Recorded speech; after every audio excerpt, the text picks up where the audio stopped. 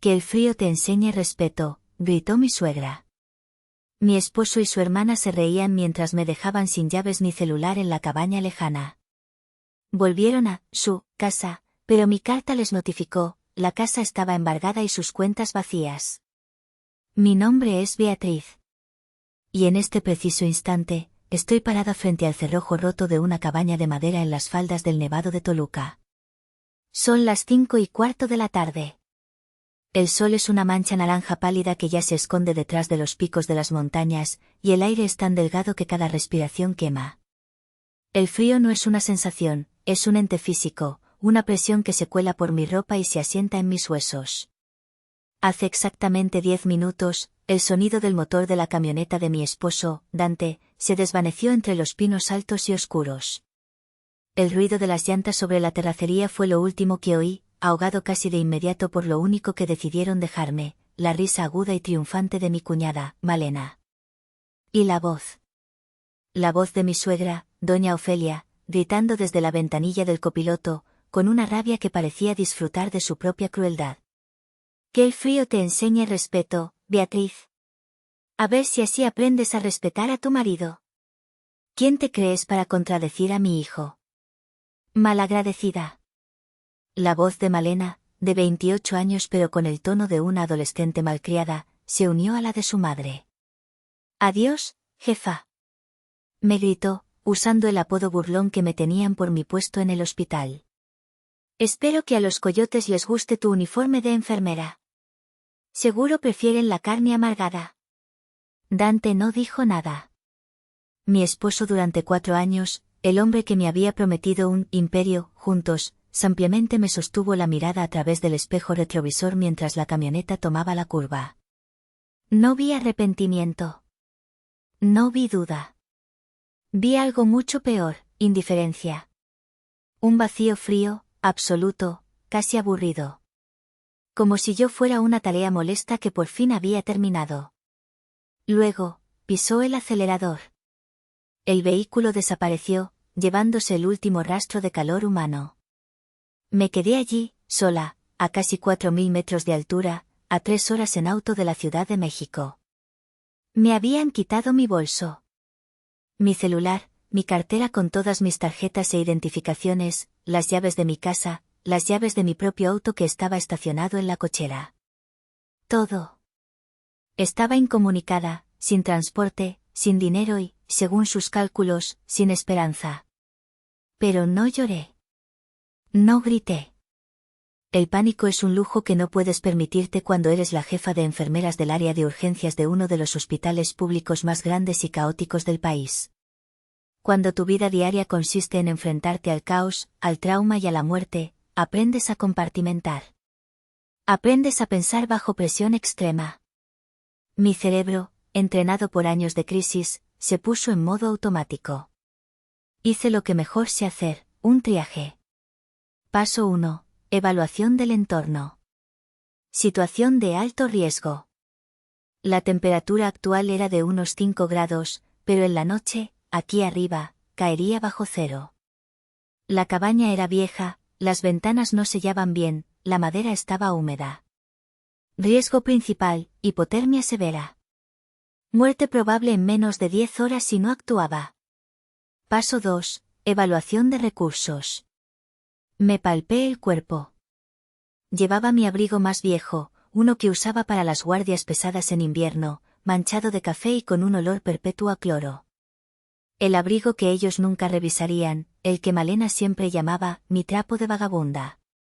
En el foro interior, donde yo misma había cosido un bolsillo secreto, mis dedos encontraron el plástico duro. Un teléfono de prepago, de esos que venden en cualquier tienda de conveniencia, y una pequeña batería externa, completamente cargada. 1.000 pesos en efectivo. Paso 3. Plan de acción. Romper el cerrojo de la puerta. Era madera vieja, una patada fuerte cerca de la chapa fue suficiente. Entrar. Buscar mantas, leña, cualquier cosa para hacer fuego. Y lo más importante, caminar colina arriba hasta encontrar una sola raya de señal. Contactar a mi rescate. Ellos creían que me estaban quebrando. Creían que esta era mi lección de humildad, la paliza que finalmente me domesticaría. Lo que no sabían es que no estaban escribiendo mi final. Solo estaban confirmando, con su propia letra, el de ellos. Mientras el frío se colaba por la puerta rota, mi mente no pudo evitar retroceder. ¿Cómo llegué aquí? ¿Cómo la mujer que dirigía un equipo de 30 enfermeras en medio de balaceras y accidentes masivos, se había dejado arrinconar de esta manera por un trío de parásitos? Empezó, como casi todas las tragedias, con un sueño. Con una promesa envuelta en sonrisas y el sueño de una casa perfecta.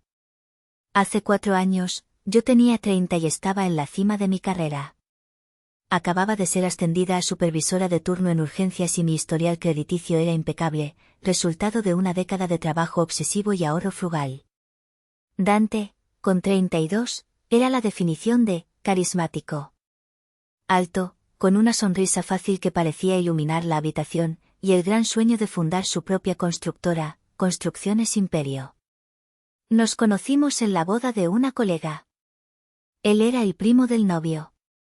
Yo estaba en un rincón, incómoda con el vestido y los tacones, analizando la logística de la barra de bebidas. Él se acercó como si me conociera de toda la vida. Eres la única persona aquí que no parece aburrida, me dijo, tendiéndome una copa de vino. Hablamos toda la noche. Él era todo lo que yo no era, ruidoso, expansivo, seguro de sí mismo, lleno de planes grandiosos. Yo era callada, observadora, y prefería la acción a las palabras. Fue un cóctel embriagador. Nos casamos un año después, en una ceremonia civil pequeña. Y casi de inmediato, empezamos a buscar casa. Fue entonces cuando encontramos la joya, una casa antigua en Coyoacán, con un pequeño jardín trasero ahogado en bugambilias moradas y enredaderas. Era perfecta. Recuerdo el día en la notaría como si fuera ayer. Yo estaba nerviosa, leyendo cada cláusula del contrato de la hipoteca. Con mi sueldo de enfermera y mi historial limpio, yo era la única solicitante viable. Dante apenas estaba arrancando su negocio y no tenía ingresos fijos. Él me rodeó con el brazo, riendo, y le dijo al notario: Ella es el cerebro, licenciado. Yo solo soy la fuerza bruta. Me sentí orgullosa. Hinchada de orgullo. Sentí que éramos un equipo invencible. Pero cuando salimos, con la carpeta azul que contenía las escrituras y el contrato, él me la quitó suavemente de las manos. Deja, mija, yo guardo esto. Es mucho papeleo y tú tienes cosas más importantes en que pensar, como salvar vidas. Yo me encargo de la administración de la casa. Y como una tonta, lo dejé. Confié ciegamente. La primera grieta en esos cimientos falsos apareció una semana después, con la primera visita de mi suegra. Doña Ofelia entró a la casa no con un regalo de bienvenida, sino con una mirada de inspección. Vestía su rebozo de siempre y sus ojos pequeños lo escanearon todo. Murmuró, pasando un dedo enguantado por el barandal de madera que yo misma había empezado a lijar. Es grande. Es una casa grande para tus posibilidades, ¿no, Beatriz?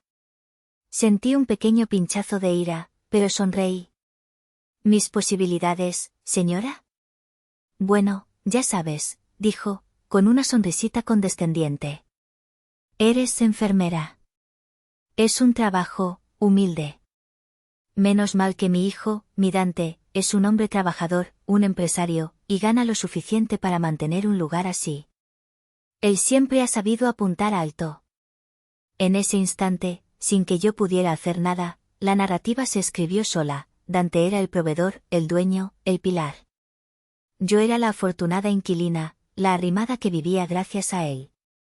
No importaba que mi nombre fuera el único en la hipoteca. La segunda grieta, que pronto se convirtió en un cañón, llegó un mes después. Malena, mi cuñada. Tenía 25 años y acababa de terminar una relación tóxica, otra más.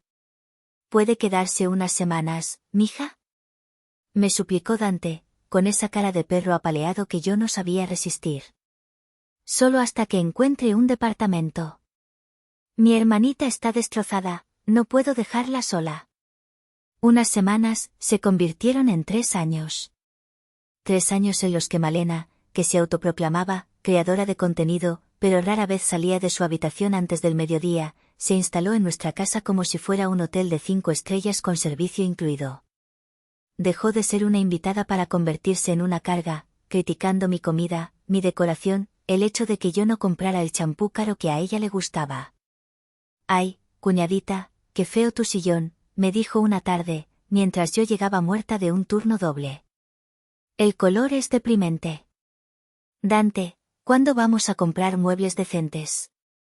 Yo apretaba los dientes, recogía sus platos sucios de la sala y me iba a dormir, diciéndome a mí misma que era el precio a pagar por la paz familiar.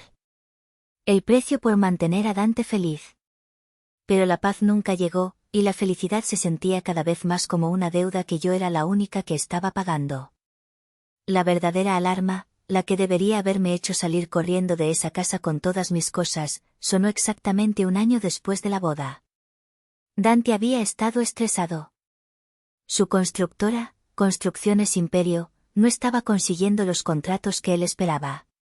Pasaba más tiempo en comidas de negocios que en obras. Llegó a casa una noche, eran casi las 11.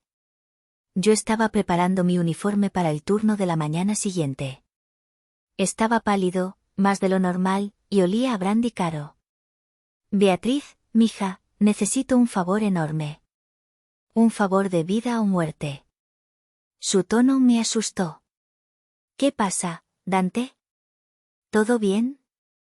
Sí, todo perfecto. Es solo un bache de flujo de efectivo. Un cliente importante se retrasó con un pago grande, pero necesito pagarle a la cuadrilla mañana. Si no les pago, los pierdo, y si los pierdo, pierdo el contrato. Es un desastre temporal. Lo miré. Yo era buena leyendo a la gente. Era mi trabajo. Pasaba 12 horas al día descifrando si el dolor de un paciente era real, si un familiar estaba mintiendo sobre un accidente. Y él estaba mintiendo. No sobre la necesidad del dinero, sino sobre lo temporal de la situación. Pero yo quería creerle. Desesperadamente. «¿Cuánto necesitas?», pregunté, mi voz ya tensa. 100.000 pesos. Solté el estetoscopio que estaba limpiando. ¿100.000? Dante, eso es muchísimo. Solo por una semana. Te lo juro por mi vida. El lunes que el cliente deposite, te los regreso íntegros. Eres mi esposa, Beatriz. Eres mi socia. 100.000 pesos. Era casi la totalidad de mis ahorros personales. El fondo que había mantenido separado, por si acaso. Era el dinero que mi madre me había dejado antes de morir, mi colchón de seguridad. Dante, ese dinero, es mi fondo de emergencia. Es el dinero de mi madre. Su rostro se transformó en un segundo.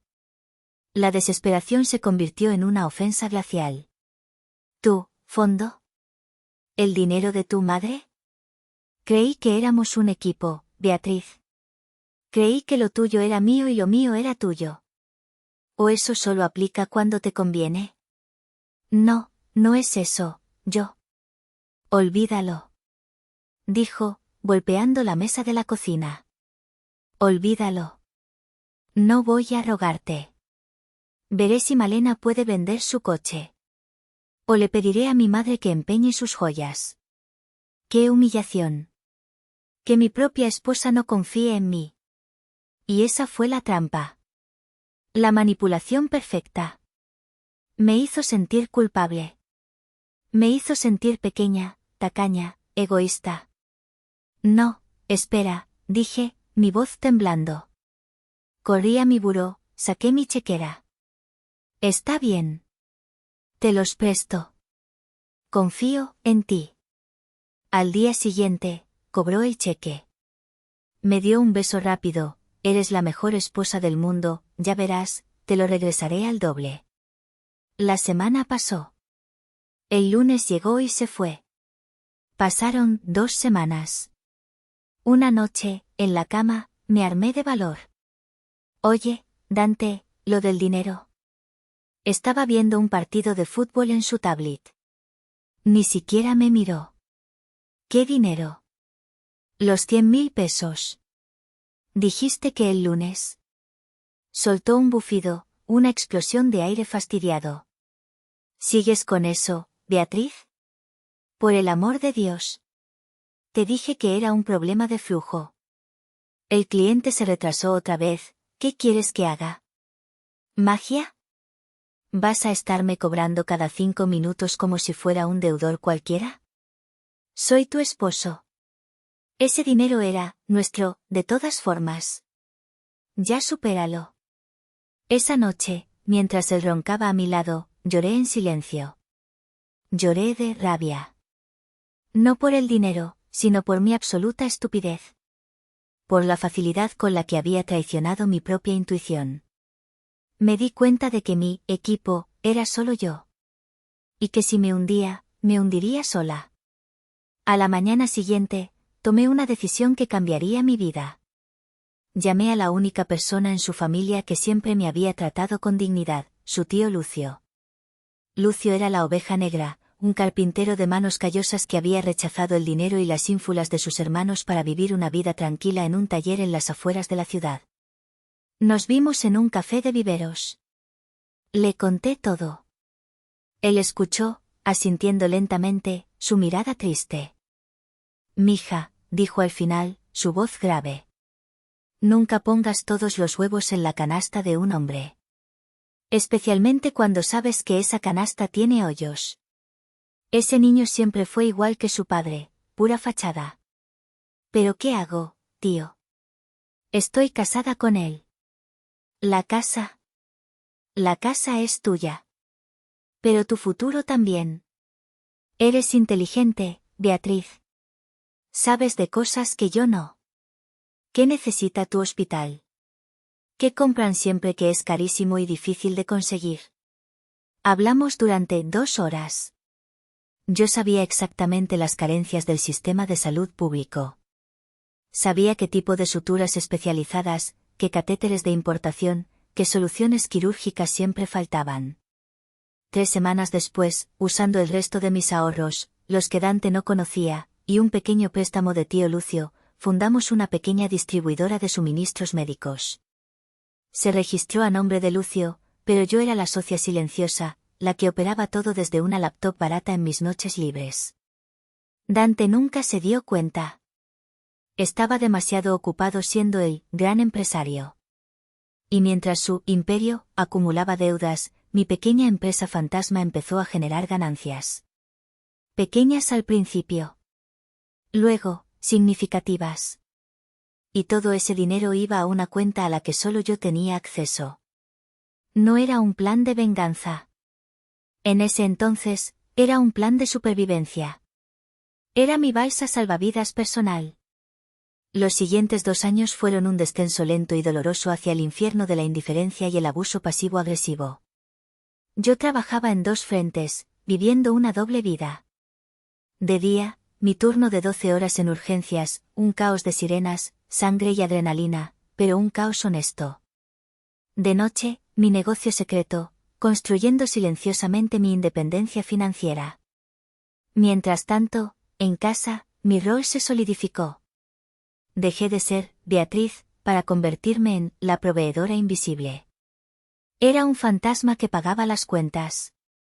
Una noche típica era un retrato perfecto de mi existencia. Llegaba a casa a las 9:30, con los pies hinchados como tamales y el olor a antiséptico y enfermedad pegado a mi piel. En la sala, encontraba el mismo cuadro de siempre, doña Ofelia y Malena absortas en su telenovela favorita, Corazón Indomable. El fregadero en la cocina estaría hasta el tope de platos sucios del almuerzo y la cena que ellas habían cocinado, y yo había pagado. «Qué bueno que llegaste, Beatriz», decía doña Ofelia, sin quitar la vista de la pantalla, como si le hablara al aire. «Los trastes están ahí desde la tarde. A ver si te apuras a lavarlos, que Dante ya debe estar por llegar y no le gusta ver el cochinero cuando se sienta a cenar». Yo, demasiado cansada física y emocionalmente para discutir, simplemente asentía, me quitaba el uniforme manchado y me ponía a fregar los platos que ellas habían usado. Malena, por su parte, había descubierto las compras en línea. Un día, revisando el estado de cuenta de la tarjeta de crédito, la que estaba a mi nombre, pero que Dante manejaba, para administrar los gastos de la casa, vi cargos por casi 20.000 pesos en ropa de Zara, maquillaje de Sephora y una suscripción a un gimnasio de lujo al que nunca iba. Dante, tenemos que hablar de esto, le dije esa noche, mostrándole los recibos. Malena no puede seguir gastando así. Esta tarjeta es para emergencias. Dante me quitó los papeles de la mano con fastidio. Ay, Beatriz, por favor, no seas exagerada. Es tu cuñada. ¿Qué quieres, que ande en harapos? Además, está construyendo su marca personal, como influencer, necesita verse bien. Es familia. Relájate, yo lo controlo. Empezaron a aislarme. Cuando mis amigas del hospital querían venir a cenar, Dante siempre tenía una excusa. Estoy muy cansado, mija, o mi madre viene de visita, mejor otro día. Doña Ofelia era peor, ay, no, tus amigas enfermeras siempre están hablando de enfermedades, qué asco. Mejor que no vengan. Dejé de ver a mis amigas. Dejé de tener vida fuera del hospital y de mi laptop. Pero el momento que definió mi posición en esa casa, el que se grabó a fuego en mi memoria, fue cuando me ascendieron. Después de años de esfuerzo, de sacrificar fines de semana y navidades, me nombraron jefa de enfermeras de todo el departamento de urgencias. Era el puesto más alto al que podía aspirar. Llegué a casa sosteniendo la carta de nombramiento, sintiéndome, por primera vez en meses, genuinamente orgullosa. Estaban los tres en la mesa, cenando. Compré una botella de vino y un pastel pequeño para celebrar. Familia, les tengo una noticia increíble. Dije, sonriendo de oreja a oreja. Miren. Me acaban de nombrar jefa de urgencias. Doña Ofelia levantó la vista de su plato. ¿Jefa? Ah. O sea que ahora vas a llegar más tarde y más cansada que de costumbre, ¿no? ¡Qué horror! Pásame las tortillas. Malena bostezó, literalmente, cubriéndose la boca. ¿Eso es bueno? Digo, felicidades o lo que sea. ¿Y te van a pagar más? Porque oye, Dante, vi que salió el nuevo iPhone y el mío ya está súper lento. Miré a Dante, desesperada. Esperando una palabra, una sonrisa, un estoy orgulloso de ti. Él solo asintió, con la boca llena de pollo. Felicidades, mija. Buen trabajo. Oye, no te olvides que este viernes tienes turno, ¿verdad? Es que voy a salir con los muchachos a ver el partido. No vayas a llegar tarde. Esa noche, en el baño, me miré al espejo.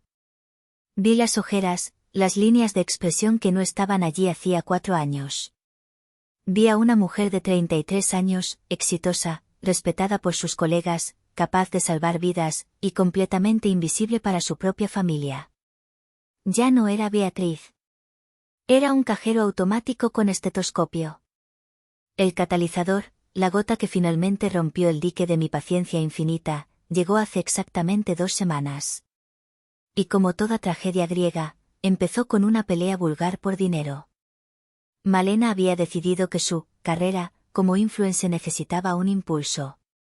Exigió que Dante le diera 50.000 pesos para un viaje a Tulum, a un supuesto retiro de creadores de contenido, que no era más que un festival de música electrónica. Dante, a quien yo notaba más pálido, más ojeroso y más tenso que de costumbre, finalmente explotó. Ya basta, Malena. Entiende que no tengo ese dinero. No lo tengo. ¿Crees que cago lana, o qué chingados? Pero lo necesito para mi carrera. Chilló ella, su voz volviéndose insoportable. Seguro que si la gata arrastrada de tu esposa te los pidiera para sus porquerías del hospital, se los dabas en un segundo. Siempre la prefieres a ella, aunque no sea nadie. Fue tan absurdo que casi me río. La ironía era veneno puro. Pero Dante, sintiéndose acorralado por su hermana y fallido ante su madre, que observaba todo desde el sofá, hizo lo impensable, le dio una bofetada. El sonido de la palma contra la mejilla resonó en toda la casa. El grito de Malena fue ensordecedor, un alarido de niña mimada a la que le quitan un dulce. Salió corriendo de la casa, gritando que él era un monstruo y que lo odiaba. Dante, en un ataque de furia ciega, entró a la pequeña oficina que tenía en casa y empezó a destrozarla. Oí el cristal de un portarretratos romperse, cajones siendo azotados contra la pared. Doña Ofelia corrió tras su hija, gritando el nombre de Malena. Minutos después, un portazo. Dante salió en su camioneta, rechinando las llantas. Yo me quedé sola en una casa que parecía un campo de batalla. La adrenalina de mi trabajo me hizo actuar por instinto, controlar el caos. Respiré hondo y fui a la oficina a limpiar el desorden, antes de que decidieran culparme a mí por él. Papeles por todas partes, un portalápices roto, tierra de una maceta volcada. Al agacharme para recoger un libro de contabilidad que había tirado, vi algo debajo del escritorio, algo que había caído de un cajón. Un sobre color manilla. Grande. Del banco. Mi corazón dio un vuelco. Estaba dirigido a mí, a Beatriz García, pero la dirección era la de la casa. Dante siempre recogía el correo. Deja, mija, yo me encargo de las cuentas, tú no te estreses, solía decir. Ahora entendía por qué. Lo saqué con manos temblorosas. Estaba abierto. Era un aviso final de ejecución hipotecaria. Mis ojos escanearon el texto legal, pero las palabras saltaban hacia mí como escorpiones. Incumplimiento de pago. 8 meses. Saldo total requerido. Ejecución programada. 8 meses. Dante no había pagado la hipoteca de mi casa en 8 meses. Mi cerebro de enfermera calculó rápidamente. Mi sueldo, que yo depositaba religiosamente en la cuenta conjunta, cubría la hipoteca y los gastos. Él había estado desviando ese dinero, mes tras mes, para su constructora fallida, para los lujos de Malena, para sus cenas caras. El banco iba a embargar la casa. Iban a quitarme la casa que estaba a mi nombre. Iban a destruir mi crédito, mi patrimonio, mi futuro. Y la fecha de ejecución era en 72 horas. Me senté en el suelo, rodeada de su desorden y su fracaso. La sangre se me fue a los pies. No era un error. No era un descuido. Era un plan deliberado. Había decidido sacrificarme. Sacrificar mi nombre y mi seguridad financiera con la esperanza de salvarse él. Iba a dejarme en la calle, y probablemente me culparía a mí por ello. No grité. No lloré. La conmoción fue reemplazada por un frío que no tenía nada que ver con la temperatura. Era un frío quirúrgico. Un frío de precisión absoluta. Se acabó. Dante no solo había quemado el puente. Había dinamitado la relación, la confianza y cualquier rastro de amor que yo pudiera sentir por él. Había firmado su sentencia. No llamé a Dante. No llamé a Ofelia. Borré sus números de mi teléfono mientras seguía sentada en el suelo de la oficina. Mi mano no temblaba. Mi primera llamada fue a tío Lucio. Tío. Necesito verte. Ahora. En tu taller. Y necesito que llames al mejor abogado que conozcas. Al más cabrón. No me importa cuánto cobre. Voy para allá, dijo, sin hacer preguntas. Media hora después, estaba en su taller.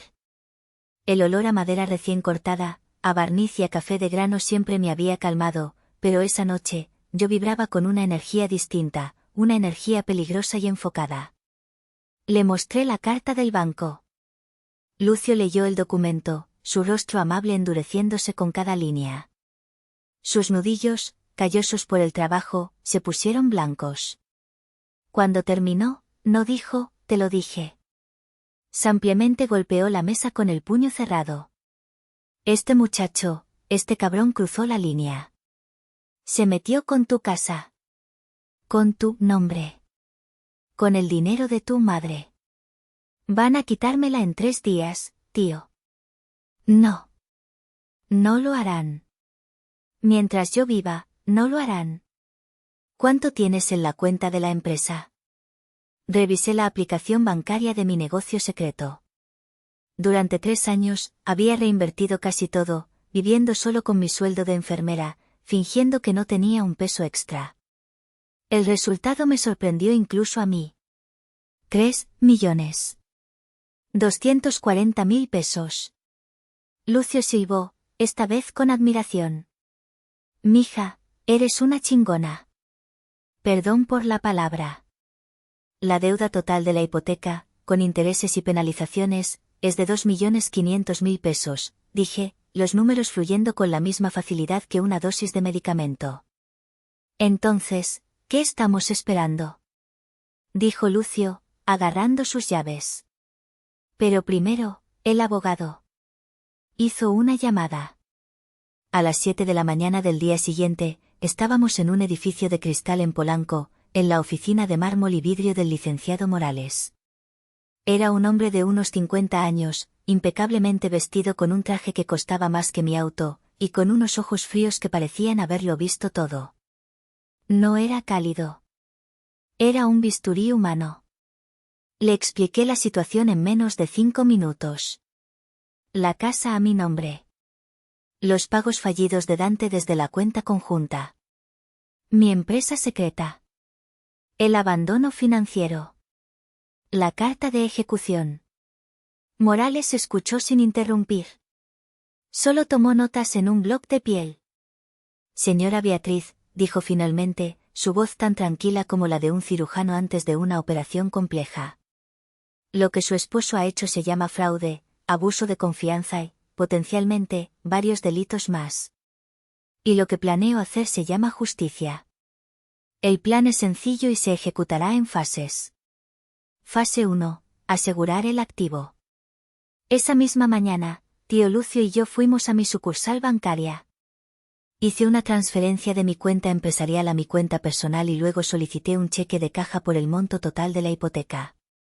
La cara de la gerente del banco cuando le dije, buenos días, vengo a liquidar mi hipoteca, fue inolvidable. Una hora después, tenía en mi mano temblorosa una carta que certificaba que la casa en Coyoacán, matrícula 12345, estaba libre de gravamen y era propiedad absoluta y total de Beatriz García. Sentí un alivio tan profundo que casi me dobla las rodillas allí mismo, en medio del lobby del banco. Lloré. Lloré por primera vez en años. Tío Lucio me abrazó. Ya pasó, mija. Ya estás a salvo. Pero cuando salimos del banco, de vuelta al sol brillante, el alivio se transformó. Se evaporó y fue reemplazado por una furia fría y clara. No es suficiente, tío, le dije, secándome las lágrimas. Lo sé, mija. No es suficiente con salvar mi casa. Quiero que paguen. Por cada humillación. Por cada plato sucio. Por cada noche de insomnio. Por hacerme sentir invisible. Y por esto. Por casi dejarme en la calle. ¿Qué quieres hacer? Miré al licenciado Morales, que nos esperaba en su auto con chofer. Quiero que el licenciado prepare todo. Divorcio por la vía más rápida. Orden de restricción. Y quiero una auditoría forense de cada peso que Dante movió de nuestras cuentas. Quiero que lo saque de mi casa. Morales sonrió por primera vez. Fue aterrador. Con gusto, señora. Pero para la orden de restricción y el desalojo inmediato, necesitaremos una prueba contundente de que usted está en peligro físico o emocional inminente. El abuso financiero ayuda, pero algo más dramático sería ideal. No se preocupe, licenciado, dije, pensando en lo tensos que estaban todos en casa por la pelea con Malena. Conociéndolos, no tardarán en dármela. Y la oportunidad, irónicamente, llegó de la mano de doña Ofelia 2 días después de mi visita al banco. Llegué a casa del hospital, y para mi sorpresa, el ambiente era casi festivo. Malena, que me había estado evitando, me sonrió. Dante me preparó un trago, algo que no había hecho en meses. Doña Ofelia estaba cocinando su mole. El mole dulzón que yo detestaba, pero que era su platillo de celebración. Era la calma antes de la tormenta.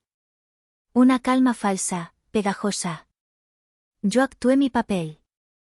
Fingí estar agotada, estresada por el trabajo, completamente ajena a la bomba de tiempo financiera sobre la que estábamos sentados. Bebí el trago, alabé el mole. Ay, Beatriz, mija, dijo Ofelia en la cena, con una dulzura empalagosa que me erizó la piel. Te ves tan cansada. Pálida. Ese trabajo te está matando. Ha sido un mes difícil, mentí, jugando mi parte. Ya sé, dijo, aplaudiendo como si se le acabara de ocurrir la idea más brillante. ¿Por qué no vamos todos a la cabaña este fin de semana? La que tiene el compadre de Dante cerca del Nevado de Toluca. Para que respires aire puro, para que convivamos como familia. Una reconciliación. Dante y Malena apoyaron la idea con un entusiasmo exagerado, casi cómico. Sí, genial. Una fogata, necesitamos tiempo en familia. Mi instinto de enfermera se disparó. Las alarmas sonaban en mi cabeza como un monitor cardíaco en paro. Esto era una trampa. Podía sentirlo en la médula de mis huesos. El viaje no era para mí, era contra mí. Había visto la carta del banco y ahora iban a arreglar el problema. Iban a aislarme, a intimidarme, a doblegarme para que firmara algo, para que aceptara la culpa, para que les cediera la casa. Sonreí. Era la oportunidad perfecta que el licenciado Morales estaba esperando. ¿Saben qué, suegra? Dije, fingiendo una emoción que no sentía. Es la mejor idea que ha tenido en años. De verdad la necesito. Vámonos. Esa noche, mientras ellos dormían, ejecuté mi propio protocolo de emergencia. Llamé a tío Lucio desde el baño, con la regadera abierta. Tío, el plan se adelanta. Van a llevarme a la cabaña cerca de Toluca este sábado. Es una trampa. Puedes estar en la ciudad de Toluca, digamos, en el café de la plaza principal, a las 4 de la tarde. Te llamaré cuando estés sola. No te preocupes, tengo un plan B. Preparé mi bolsa de escape. En el forro de mi abrigo más viejo, el que Malena llamaba mi trapo, cosí el teléfono de prepago, la batería externa, 1.000 pesos en efectivo y una copia notariada de la carta de liquidación de la hipoteca. Envié un correo encriptado al licenciado Morales desde mi laptop del trabajo. Sábado. 5 de la tarde, protocolo de extracción activado. Estaré incomunicada hasta nuevo aviso.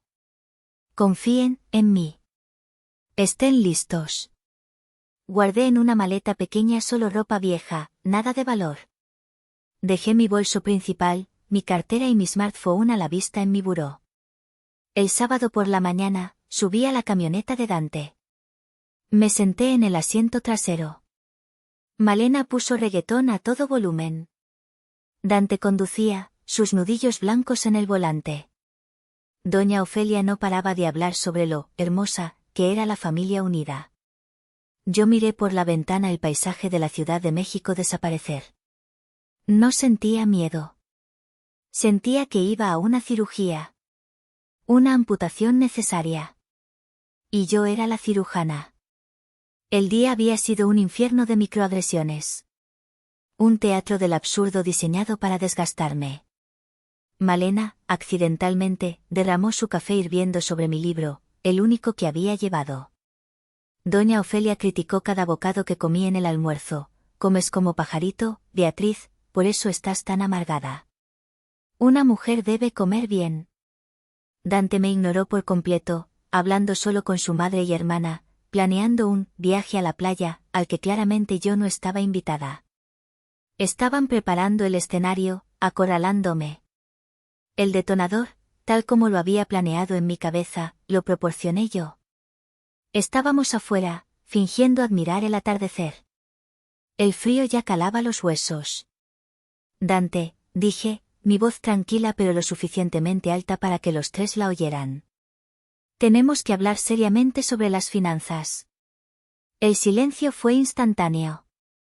La música que Malena había puesto en una bocina portátil se sintió estridente. ¿Finanzas? Escupió Dante, como si la palabra le supiera a veneno.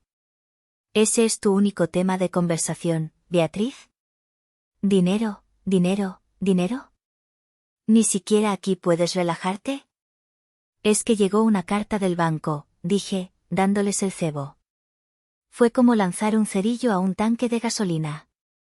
Basta. Rugió Dante, su rostro enrojeciendo. Estoy harto de tu estrés, de tu trabajo, de tu actitud. Siempre arruinándolo todo. Tal vez necesitas una lección de humildad. Ahí estaba. La lección. Doña Ofelia sonrió, una sonrisa maliciosa que no le llegaba a los ojos. Tienes razón, hijo. Está insoportable. Vamos por más leña al pueblo, dejémosla aquí un rato a que se le baje el humor. Malena, ven. Dante me agarró del brazo, sus dedos clavándose en mi piel. Tú te quedas aquí. Y dame tu bolso. Y tu celular. No vas a llamar a nadie para arruinar nuestro fin de semana familiar con tus histerias. Fingí luchar. Fingí pánico. No. Dante, está helando. No me dejen aquí. Mi teléfono. Él me arrebató el bolso de un tirón. Malena, riendo, me quitó el smartphone de la mano.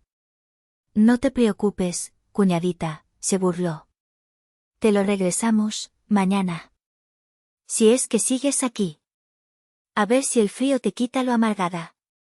Se subieron a la camioneta. Los tres. En el asiento delantero. Corrí tras ellos, golpeando la ventanilla del copiloto.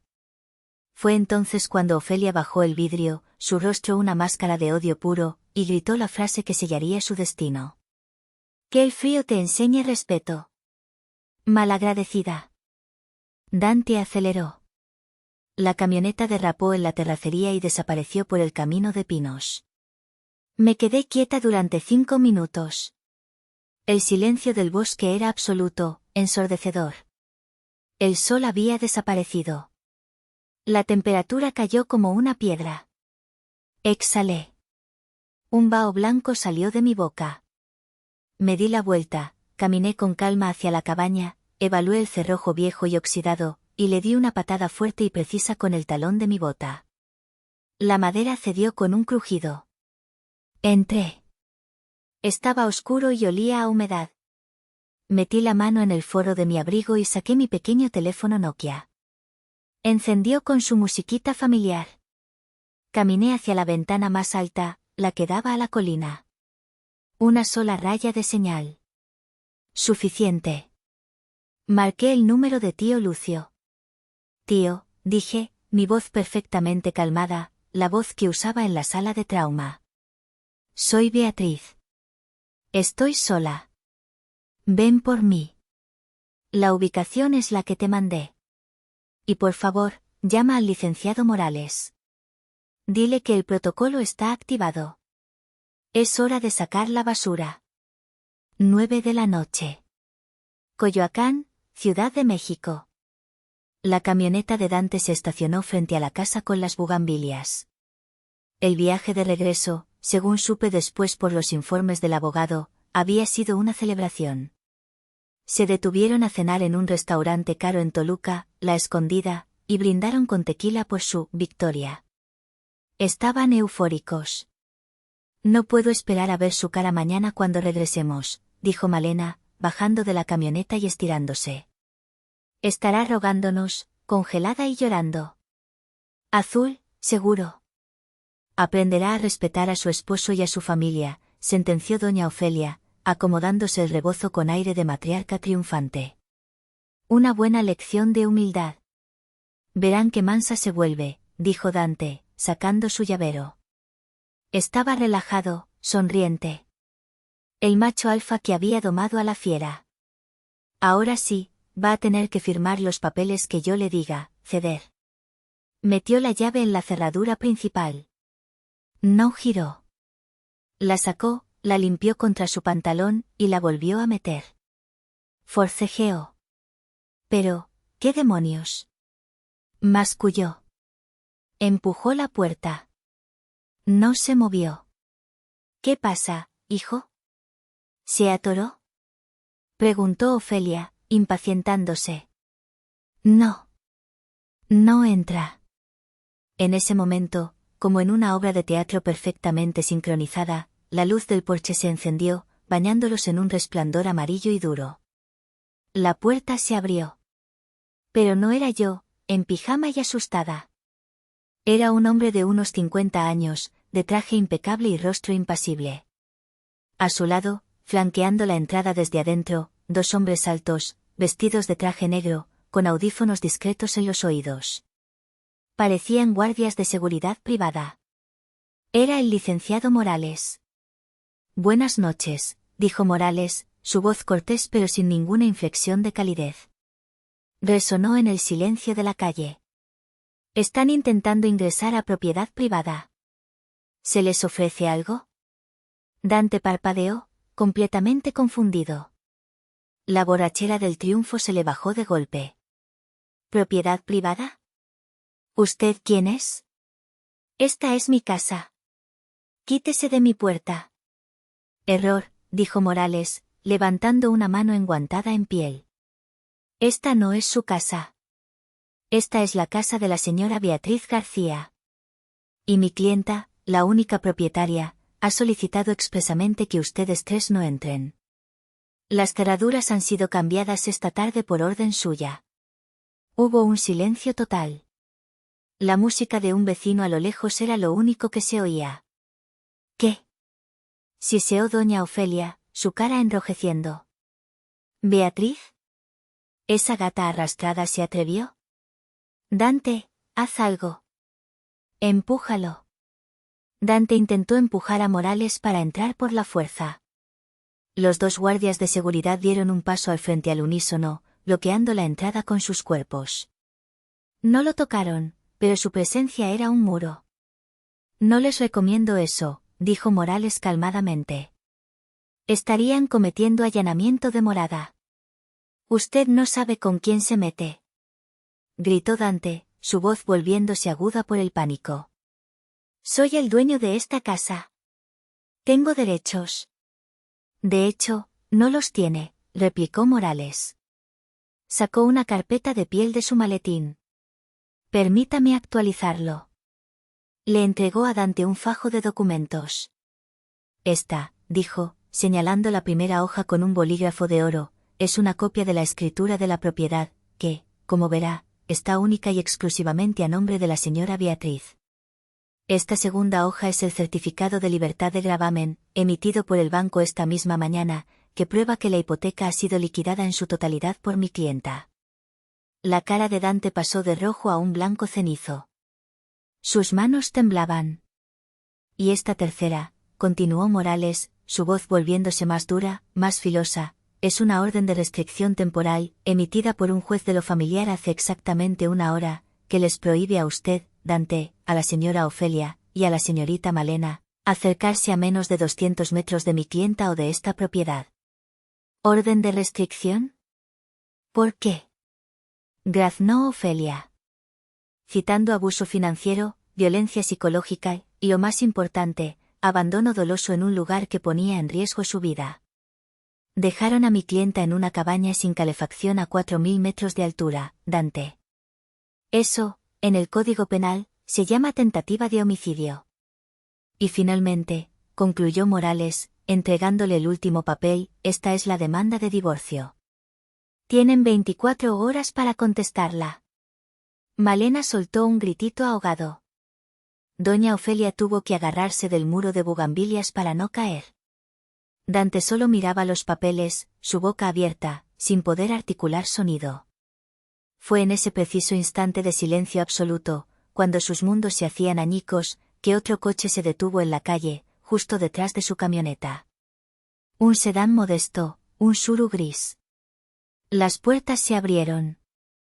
Tío Lucio bajó del asiento del conductor, su rostro normalmente amable era una máscara de piedra. Y del asiento del copiloto, bajé yo.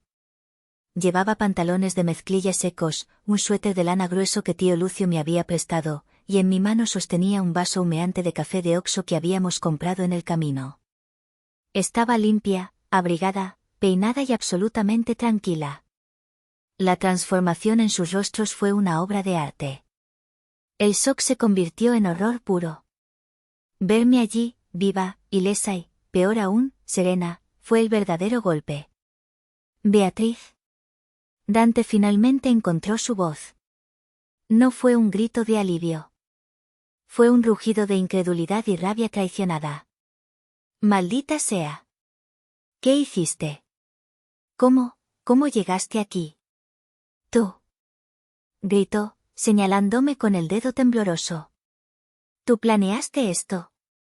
Zorra. Dio 2 pasos agresivos hacia mí. Los guardias de seguridad se movieron instantáneamente, saliendo a la banqueta y parándose entre nosotros. Yo no me inmuté. Ni siquiera lo miré a él. Miré al licenciado Morales por encima de su hombro. Licenciado, dije, mi voz tranquila, profesional, como si estuviera pasando visita en el hospital y preguntando por un paciente. ¿Recibieron las notificaciones correspondientes? Fueron notificados en este acto, señora Beatriz, respondió él, con una ligera inclinación de cabeza.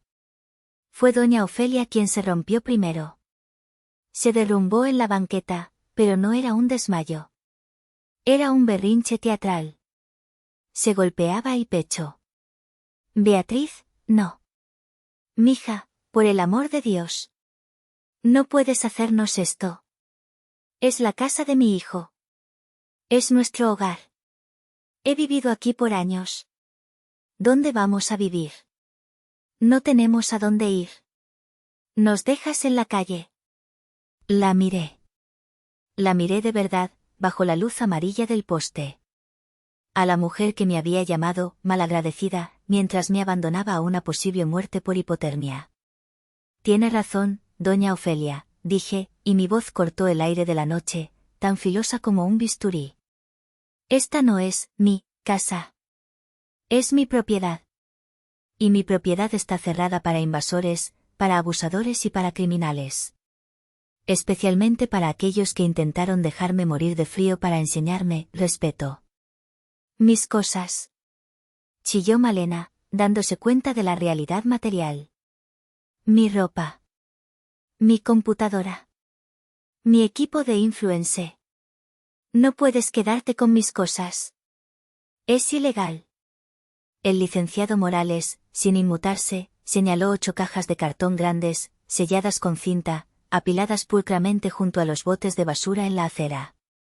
Sus efectos personales esenciales han sido empacados por un servicio de mudanza profesional esta tarde, señorita Malena.